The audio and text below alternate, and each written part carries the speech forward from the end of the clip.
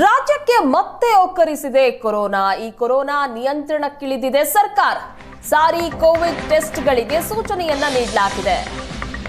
ರಾಜ್ಯಕ್ಕೆ ಕೊರೋನಾ ಒಕ್ಕರಿಸಿರುವ ಹಿನ್ನೆಲೆಯಲ್ಲಿ ಸರ್ಕಾರ ಅಲರ್ಟ್ ಆಗಿದ್ದು ಅದನ್ನ ನಿಯಂತ್ರಣ ಹೇಗೆ ಮಾಡೋದು ಅನ್ನೋದಕ್ಕೆ ಸಿದ್ಧತೆ ಮಾಡಿಕೊಳ್ತಾ ಇದೆ. ಕೊರೋನಾ ಲಕ್ಷಣ ಇದ್ದವರಿಗೆ ಟೆಸ್ಟ್ನ ಅಗತ್ಯ ಇದೆ.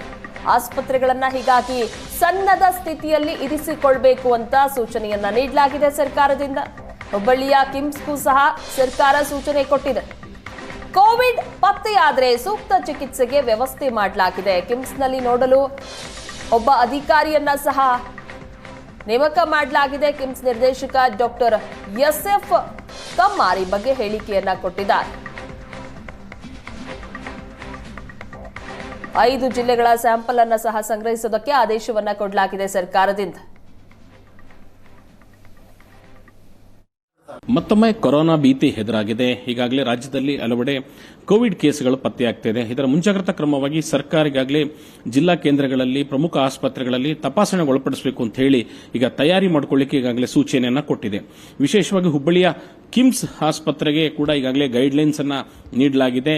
6 ಜಿಲ್ಲೆಗಳ ವಿಶೇಷವಾಗಿ ಹುಬ್ಬಳ್ಳಿ, ಧಾರವಾಡ, ಗದಗ್, ಹಾವೇರಿ ಮತ್ತು ಬಾಗಲಕೋಟೆ, ವಿಜಯಪುರ ಜಿಲ್ಲೆಗಳಿಂದ ಬರುವಂತಹ ಪೇಷೆಂಟ್ಗಳು ಮತ್ತು ಅಲ್ಲಿಂದ ಬರುವಂತಹ ತಪಾಸಣಾ ಟೆಸ್ಟ್ ಮಾಡ್ತಾರೆ ಆ ವರದಿಗಳನ್ನ ಇಲ್ಲಿಂದಲೇ ನೀಡಬೇಕು ಅನ್ನೋ ಕಾರಣಕ್ಕಾಗಿ ಸರ್ಕಾರ ಒಂದು ಸೂಚನೆಯನ್ನು ಕೊಟ್ಟಿದೆ. ಈ ಕುರಿತಂತೆ ಮಾತನಾಡಲಿಕ್ಕೆ ನಮ್ಮ ಜೊತೆಗೆ ಕಿಮ್ಸ್ ನಿರ್ದೇಶಕರಾದಂತಹ ಕಮ್ಮರ್ ಅವರಿದ್ದಾರೆ. ಅವ್ರನ್ನ ಮಾತನಾಡಿಸ್ತೇನೆ.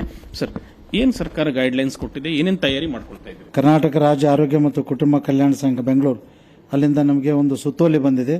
ಅದರ ಪ್ರಕಾರ ಎಲ್ಲ ಸಾರಿ ಪ್ರಕರಣಕ್ಕೆ ಕಡ್ಡಾಯವಾಗಿ ಪರೀಕ್ಷೆ ನಡೆಸುವುದು, ವಯೋವೃದ್ಧರಲ್ಲಿ, ಮಕ್ಕಳಲ್ಲಿ, ಗರ್ಭಿಣಿ ಸ್ತ್ರೀಯರಲ್ಲಿ ಸಿಂಪ್ಟಮ್ಸ್ ಕಂಡು ಬಂದರೆ ಕಡ್ಡಾಯವಾಗಿ ಪರೀಕ್ಷೆ ನಡೆಸುವುದು ಮತ್ತು ನಮ್ಮ ಒಂದು ಲ್ಯಾಬನ್ನು ನಮ್ಮಲ್ಲಿರ್ತಕ್ಕಂಥ ಈ VRDL ಲ್ಯಾಬ್ 5 ಡಿಸ್ಟಿಕ್ಕಿಗೆ ಅಲ್ಲಿಂದ ಸ್ಯಾಂಪಲ್ಸ್ ಕಲೆಕ್ಷನ್ ಮಾಡಿ ಟೆಸ್ಟ್ ಮಾಡಬೇಕಂತ ಬಂದಿದೆ.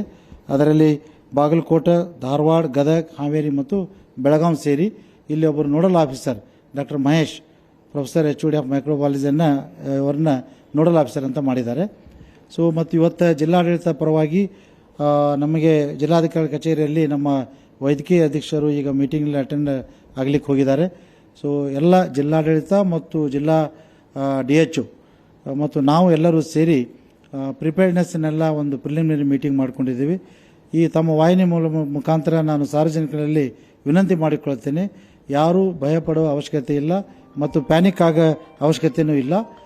ಇದು ಒಂದು ಕಾಲಕ್ಕೆ ಇಂಥ ಸುತ್ತೋಲೆ ಪ್ರಕಾರ ನಾವು ತಯಾರಿಯನ್ನು ಮಾಡ್ತಾ ಇದ್ದೇವೆ ಮತ್ತು ಬಂದಂಥ ರೋಗಿಗಳಿಗೆ ಎಲ್ಲ ಟ್ರೀಟ್ಮೆಂಟ್ ಕೊಡಲಿಕ್ಕೂ ನಾವು ಸನ್ನದ್ಧರಾಗಿದ್ದೇವೆ ಅಂತ ಹೇಳಲು ಬಯಸುತ್ತೇನೆ. ಸಹಜವಾಗಿ ಕೋವಿಡ್-19 ಬಂದ ನಂತರ ಸಾಕಷ್ಟು ಜನ ಆತಂಕಗೊಂಡಿದ್ರು. ತಯಾರಿ ಕೂಡ ಬಹಳ ದೊಡ್ಡ ಪ್ರಮಾಣದಲ್ಲಿ ಆಗಿತ್ತು. ಈ ಸಾರಿ ತಯಾರಿ ಯಾವ ರೀತಿ ಇದೆ? ಎಸ್, ಈಗಾಗಲೇ ಮಧ್ಯಾಹ್ನ 3 ಗಂಟೆಗೆ ನಾವು ಎಲ್ಲ ಕನ್ಸರ್ನ್ಡ್ HODs ಮತ್ತು ಅಡ್ಮಿನಿಸ್ಟ್ರೇಟರ್ಸು ಆಮೇಲೆ ಉಳಿದಂಥ ಈ ಸಪೋರ್ಟಿವ್ ಸ್ಟಾಫ್ ಈಗಾಗಲೇ ನಾವು ಒಂದು ಸಭೆಯನ್ನು ನಡೆಸಿ ಯಾವ್ಯಾವ ತಯಾರಿ ಯಾರ್ಯಾರು ಜವಾಬ್ದಾರಿ ತೆಗೆದುಕೊಳ್ಬೇಕನ್ನೋದನ್ನು ನಾವು ಎಲ್ಲ ರೆಸ್ಪಾನ್ಸಿಬಿಲಿಟಿ ವಹಿಸಿಕೊಟ್ಟಿದ್ವಿ. ಪ್ರತ್ಯೇಕ ವಾರ್ಡ್ ಏನಾದರೂ ಮಾಡ್ತೀರಾ ಹೇಗೆ? ಎಸ್, ಈಗ ಸದ್ಯಕ್ಕೇನು ಆ ಥರ ನಿರ್ದೇಶನ ನಮಗೆ ಬಂದಿಲ್ಲ.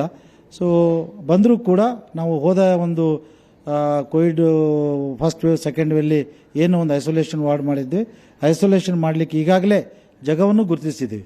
ಆದರೆ ಸರ್ಕಾರದ ಸುತ್ತಲೇ ಬಂದ ಅದು ತಕ್ಷಣವೇ ಅದಕ್ಕೊಂದು ನಾವು ಲೇಬಲಿಂಗ್ ಮಾಡಬೇಕಾಗ್ತದೆ. ಸದ್ಯಕ್ಕೆ ಯಾವುದೇ ಐಸೋಲೇಷನ್ ವಾರ್ಡ್ ಸರ್ಕಾರದ ಮಾರ್ಗದರ್ಶನದಂತೆ ಮಾಡಿರುವುದಿಲ್ಲ. ಹುಬ್ಬಳ್ಳಿಯಿಂದ ಕ್ಯಾಮರಾಮನ್ ನನ್ನ ಜೊತೆ ಗುರುರಾಜು ಗಾರ್, ಏಷ್ಯಾನೆಟ್ ಸುವರ್ಣ ನ್ಯೂಸ್.